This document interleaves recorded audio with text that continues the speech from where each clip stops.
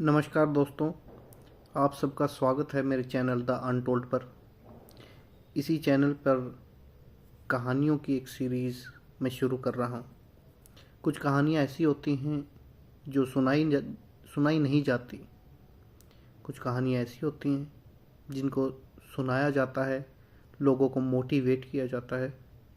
और कुछ कहानियाँ ऐसी होती हैं जो समय के साथ कहीं दब जाती हैं, जो कभी किसी अंदाज में आपके जीवन में आती हैं और आपको कुछ ना कुछ सिखा जाती हैं। ऐसी एक कहानी मैं आपको अभी सुनाने जा रहा हूँ। कहानी जैसी भी लगे आप मुझे बताना। और ये कहानी एक सत्य घटना पर आधारित है।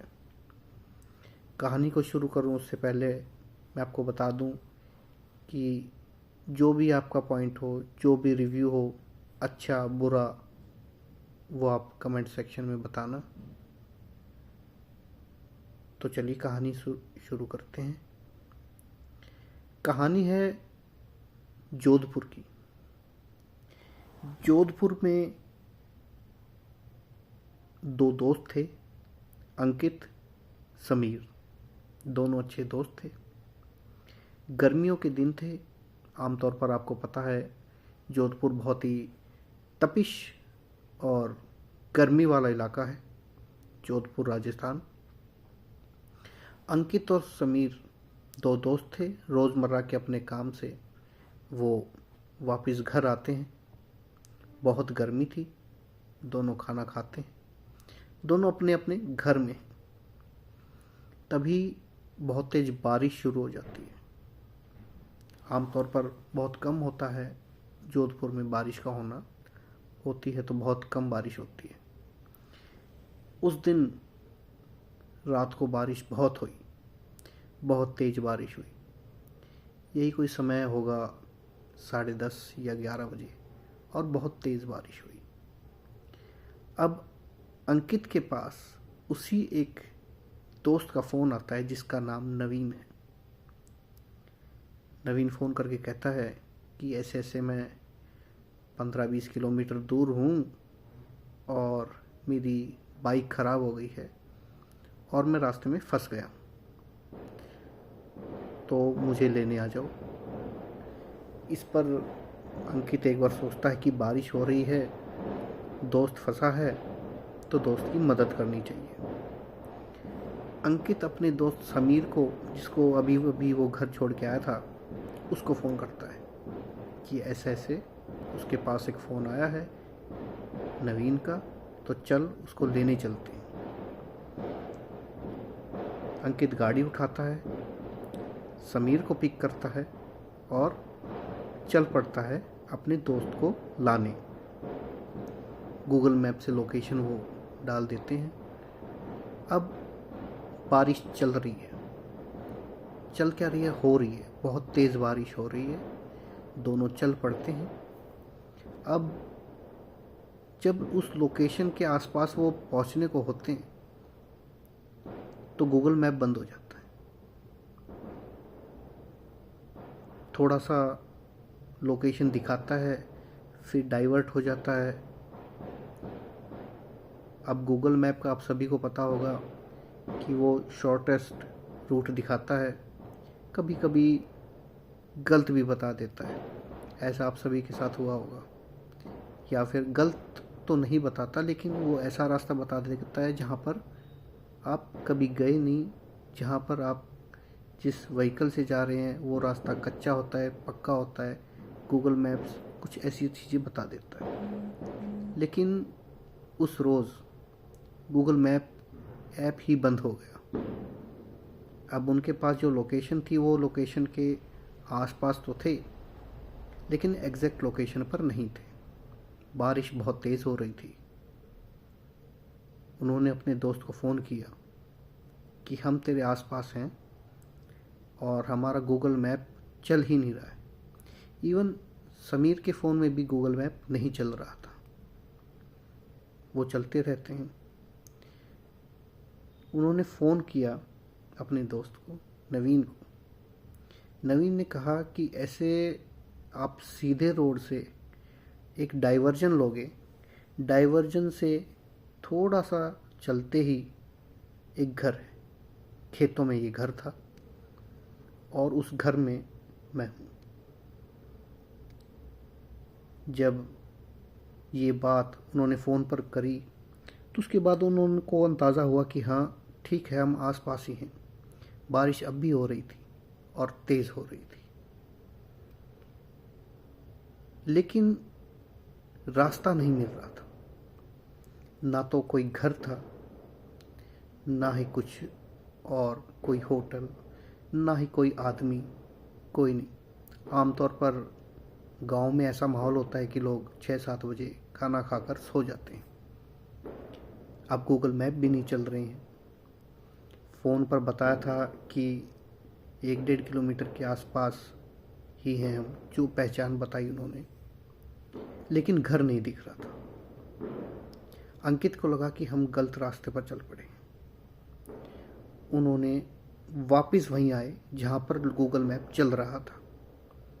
वहाँ पर दोबारा आने के बाद गूगल मैप चल पड़ता है। गूगल मैप चलने के बाद वो दोबारा फिर फ़ोन लगाते हैं और बताते हैं कि हम वापस उसी जगह पर आ गए हैं जहाँ पर गूगल मैप चला था। इन सभी के बीच नवीन कहता है कि कोई आसपास हो, कोई आपको आदमी दिखे तो उनसे आप पूछना कि खेवट सिंह का घर कहाँ है, क्योंकि मैं खेवट सिंह के घर में हूँ और सभी इनको जानते हैं, तो आप पूछिए। उन्होंने कहा ठीक है, अभी तो हमारा गूगल मैप चल रहा है, हम चलते हैं। लेकिन जैसे ही वो वहाँ से चले, गूगल मैप फिर बंद हो जाता है। अब अंकित को भी ये अचंभा हुआ कि ऐसा क्यों दूसरी बार हुआ है कि गूगल मैप दोबारा बंद हो गया। इसी तेज़ बारिश में उनको एक इंसान दिखाई देता है।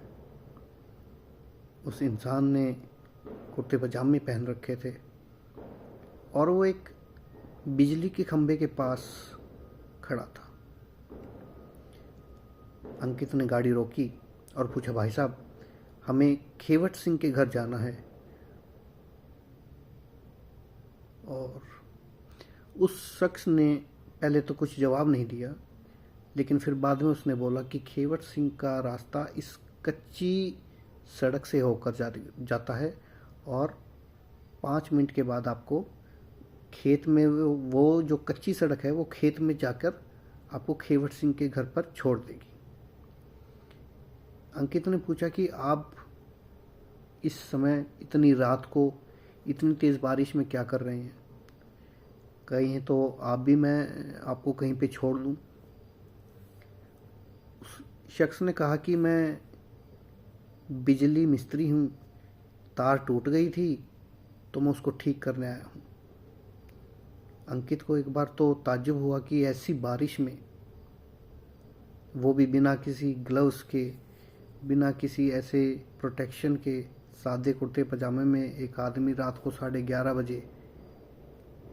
लेकिन उन्होंने सोचा कि जब उसने बताया कि वो बिजली का काम करता है तो होगा।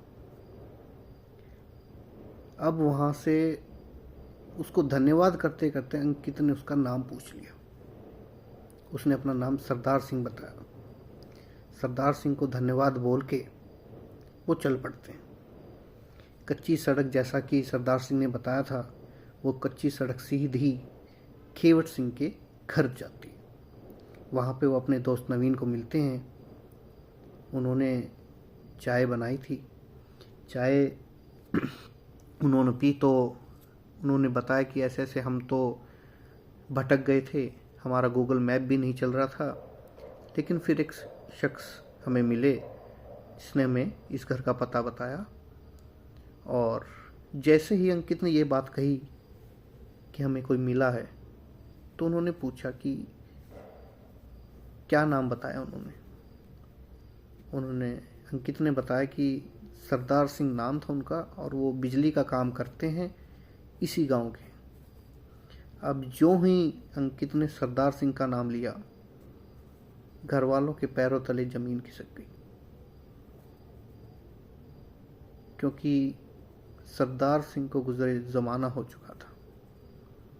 अब जब परिवार वालों ने ये बताया कि सरदार सिंह इसी घर का सदस्य है, खेवट सिंह के सुपुत्र हैं सरदार सिंह, ये सुनने के बाद अंकित के पैरों के नीचे से भी ज़मीन खिसक गई।